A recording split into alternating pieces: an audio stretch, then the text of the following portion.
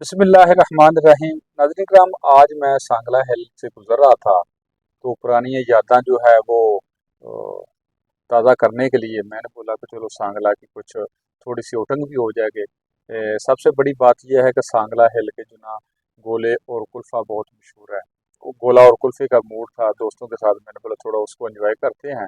تو ہم لوگ اس پہاڑی، میرے رائٹ سائڈ پہ دیکھے تو پہاڑی ہے، گرمی کافی ہے سانگلہ میں۔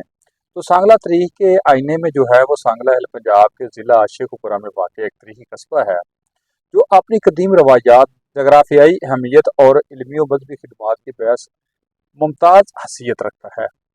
لاہور سے تقریباً 65 کلومیٹر کے فاصلہ پر واقع یہ علاقہ صدیوں سے مختلف تہذیبوں کا ادوار رہا ہے۔ تاریخی روایات کے مطابق سانگلہ ہل کا نام سنگلا قبیلہ سے منسوب کیا جاتا ہے جو قدیم دور میں یہاں آباد تھے۔ یہ قصبہ برصغیر کے تہذیبی اس وقت بھی نمایاں تھا جب یہاں ہندو، سکھ اور مسلمان آباد تھے۔ سکھ مذہب کے بانی گرو نانک دیو جی کی جائے پیدائش ننکانہ صاحب سانگلہ ہل کے قریب واقع ہے، جس کے باعث اس علاقے کو مذہبی لحاظ سے بھی اہم مقام حاصل ہے۔ برطانوی دور میں حکومت میں سانگلہ ہل کو ایک اہم ریلوے اسٹیشن اور تجارتی مرکز کی حیثیت حاصل ہوئی۔ آزادی کے بعد یہاں مسلمان مہاجرین کی آبادکاری ہوئی، جس نے اس علاقے کو سماجی ثقافتی ساخت نئے انداز سے تشکیل دیا۔ تعلیم اور صحافت کے میدان میں سانگلہ ہل نے کئی نامور شخصیات پیدا کی ہیں۔ یہاں کے تعلیمی ادارے نوجوانوں کو زیور تعلیم سے آراستہ کرنے میں کلیدی کردار ادا کر رہے ہیں۔ اس کے علاوہ زرعی میدان میں بھی سانگلہ ہل ایک زرخیز خطہ مانا جاتا ہے، جہاں گندم، چاول اور گنا بڑی مقدار میں پیدا ہوتا ہے۔ آج سانگلہ ہل ایک پرامن، متحرک اور ترقی پذیر قصبہ ہے جو اپنی تاریخ، ثقافت اور مہمان نوازی کے باعث اہل دل کو اپنی طرف کھینچتا ہے۔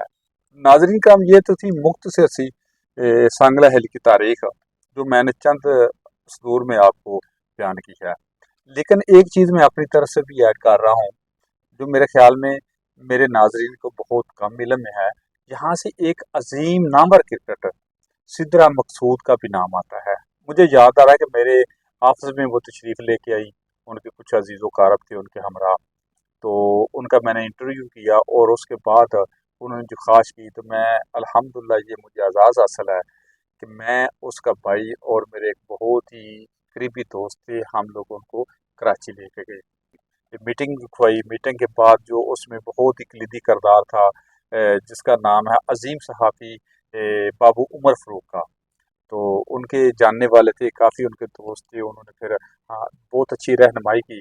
آج وہ ہماری اس کاوش اور کوشش کی وجہ سے الحمدللہ ثم الحمدللہ وہ نیشنل لیول پہ وہ بچی کرکٹ کھیل رہی ہے اور اپنا لوہا منوا رہی ہے اور وطن عزیز کی خدمت کر رہی ہے۔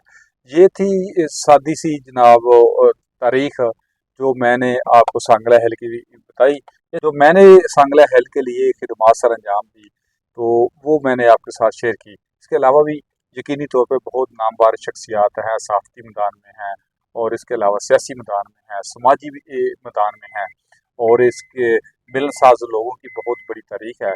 لیکن جو مختصر تاریخ تھی میری سوچ میں آئی یا میرے فہم و فراست میں آئی وہ میں نے آپ کے ساتھ شیئر کی۔ تو دعا میں یاد رکھیے گا۔ پاکستان زندہ باد۔